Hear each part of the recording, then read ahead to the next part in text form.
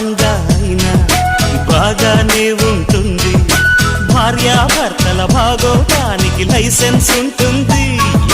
బాగోదని కాదండి, పాపం అటు చూడండి. మననే చూస్తే ఒంటరి కాళ్ళకి మనసేమైపోతుంది. కళ్ళను మూస్తే చాలు కనిపించరు ఇంకెవరు. కిందటి జన్మల మీరు తప్పక పిల్లి పుట్టుంటారు. అందరి ముందర హల్లరి సరదాలే.